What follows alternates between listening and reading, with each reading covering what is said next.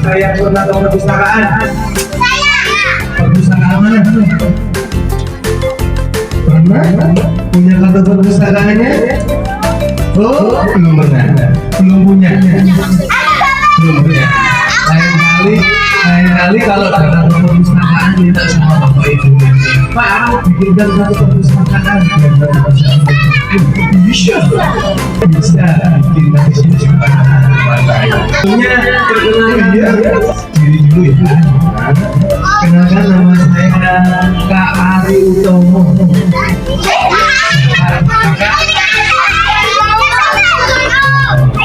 Dipanggilnya Kak Ari. Ya, halo.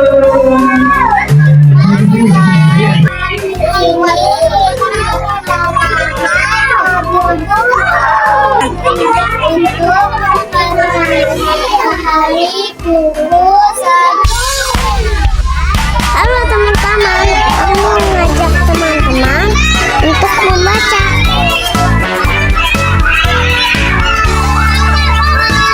Baca, baca, baca, baca, baca, baca. Mau lagi pintar harus banyak baca.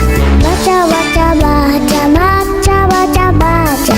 Aku suka membaca. Baca, baca, baca, baca, baca, baca.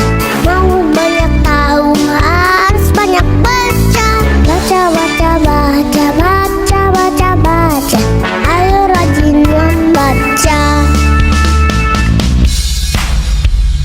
Hai teman-teman, kita harus rajin membaca. Baca, baca, baca, baca, baca, baca. Aku suka membaca. Baca, baca, baca, baca, baca, baca. Mau banyak tahu harus banyak baca. Baca, baca, baca, baca, baca, baca. Ayo rajin membaca.